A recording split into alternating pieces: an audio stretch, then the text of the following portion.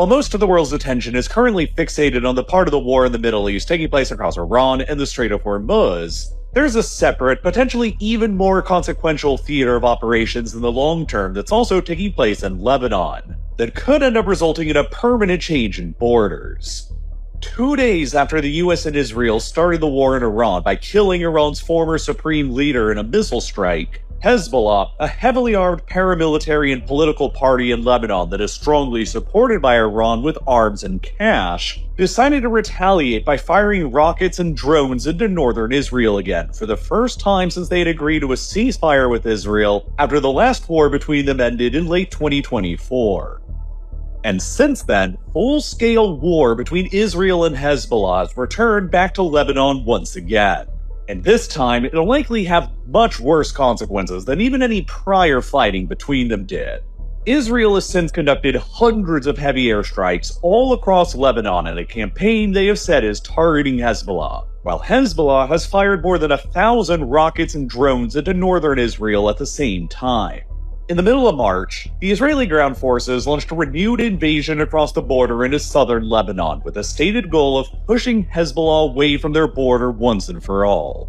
And then, most escalatory of all, Israel's defense minister stated plainly on the final day of March that Israel's current military objective is to seize control over all of the territory in southern Lebanon up to the Litani River, some 30 kilometers or 19 miles deep into Lebanon away from the Israeli border, which is all a chunk of land that represents roughly 10% of Lebanon's entire sovereign territory.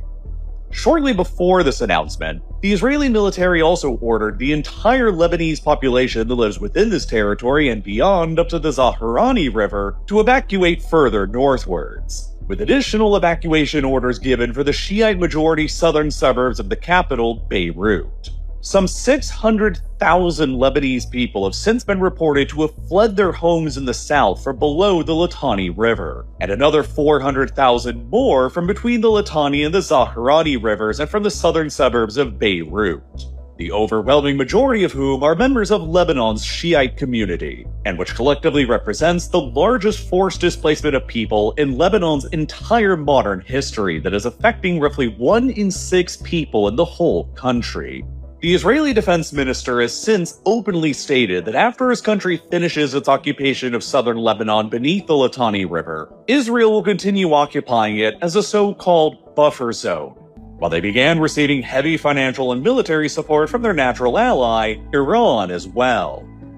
Israel eventually withdrew from the occupation zone in South Lebanon in 2000, but Hezbollah was able to maintain its position within Lebanon as a heavily armed Iranian proxy force beyond the reach of the central government. And then they entered into another war with Israel in 2006. That war only lasted for about a month before a ceasefire went into effect, including the now infamous UN Resolution 1701, which called for Hezbollah to fully withdraw away from the Israeli border to the north of the Litani River, and for the eventual disarmament of Hezbollah as an organization, with the implication that it was up to the Lebanese government to actually enforce it. But for 2 decades since then, the Lebanese government has either never enforced it or only half-heartedly enforced it. Not necessarily out of a lack of will, but out of a deep fear of what trying to do so would actually mean.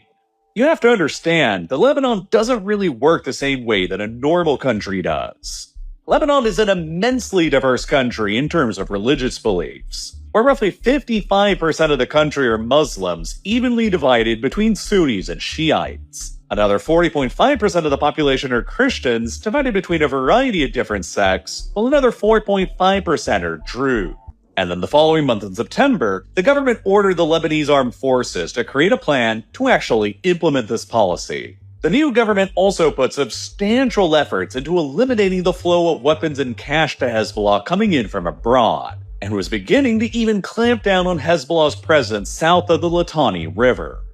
But it was still never capable of actually fully confronting Hezbollah, while Israel maintained almost daily airstrikes against Hezbollah all throughout the whole ceasefire anyway. Between November of 2024, when the last ceasefire began, and March of 2026, when it ended, continued Israeli airstrikes in Lebanon still killed around 350 Hezbollah fighters and 127 Lebanese civilians. The Israeli government was accusing the Lebanese government of not actually doing enough to clamp down on Hezbollah like they had agreed to, while the Lebanese government was accusing the Israelis of not making it any easier for them by giving Hezbollah repeated reasons for continuing to resist, by bombing them and by maintaining their small 5 occupied outposts within the country. And then, after all of this continued simmering violence after the Israelis and Americans began attacking Iran, Hezbollah decided to begin firing rockets and drones into northern Israel again in early March of 2026. Israel's policy of ordering the evacuations of hundreds of thousands of mostly Shiite residents from the south, and its declared policy of bulldozing towns and villages along the border that'll prevent many of them from being able to return, and its recent call-up of more than 450,000 Israeli reservists, suggests that it is truly planning for a long-term, if not indefinite, occupation of South Lebanon beneath the Litani River. While members of Netanyahu's own cabinet, like Bezalel Smotrich, are already openly calling for Israel to annex the whole territory after they complete their conquest. While Netanyahu's energy minister, Eli Cohen, has similarly begun calling to scrap the landmark maritime deal between Israel and Lebanon that was sorted out in 2022, that had resolved the two countries' long-standing maritime boundary dispute, which now, seemingly, could be back in jeopardy again.